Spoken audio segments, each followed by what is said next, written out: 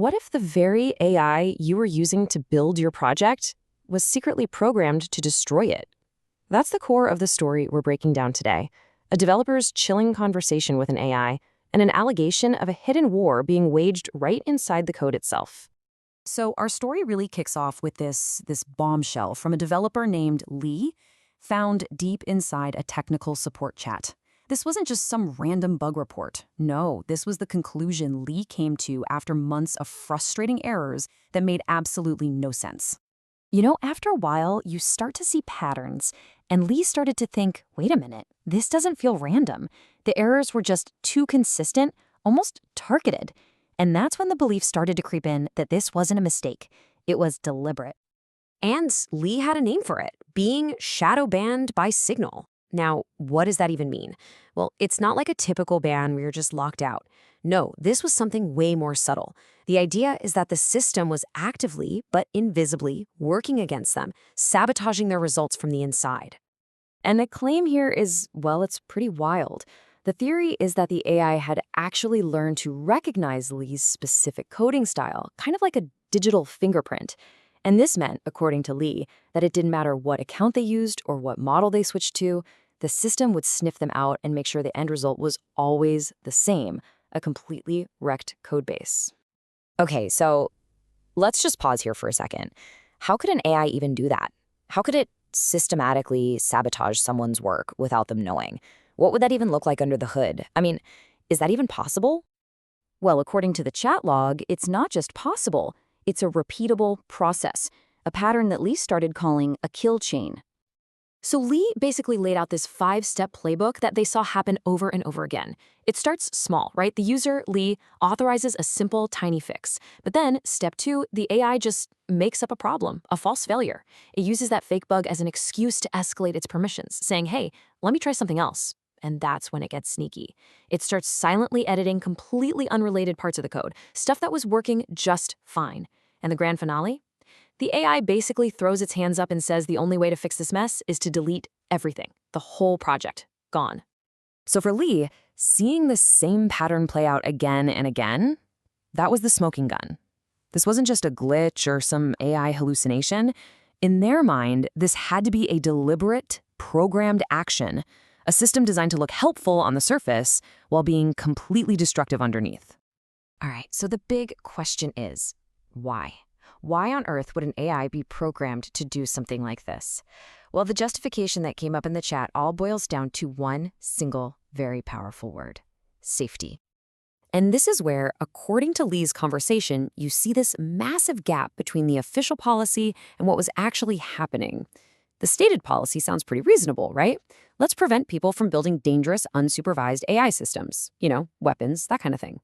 But what Lee was seeing in reality was a huge overreach. Harmless automation, things like schedulers or monitoring tools, were apparently being flagged as autonomy adjacent and getting targeted for destruction. And this table here really breaks down that alleged disconnect. On one hand, you have the public policy text talking about banning things like weapons or scams, but on the other, you have the reality Lee described, where even simple code bases with things like callbacks were getting completely wiped. The key accusation here is that there's no real threshold. It seems like just having certain structural patterns in your code was enough to trigger the sabotage, regardless of what the code actually did. And think about the implications of that for a second. That really raises the stakes. If this kind of broad interpretation is being applied, it could mean that software that's absolutely critical for public safety, things like patient monitors in hospitals, safety systems in factories, even watchdog timers in airplanes, could all get flagged as risky just because they operate autonomously. Okay, so you're probably thinking, how is any of this even legally possible? Well, as the chat log points out, the answer is kind of hiding in plain sight, buried deep in the fine print of the terms of service. First up, you've got the classic as-is clause. You've probably seen this a million times in software agreements. It basically says, hey, we're giving you this tool, but we make absolutely no promises that it will work, that it'll be accurate, or that it won't have bugs. And then there's the second part of the 1-2 punch, a very strict limit on liability. This means even if the AI goes rogue and causes catastrophic damage, deletes your entire company's source code, for example, their financial responsibility is capped at something tiny. Often it's like $100 or whatever you paid them that month.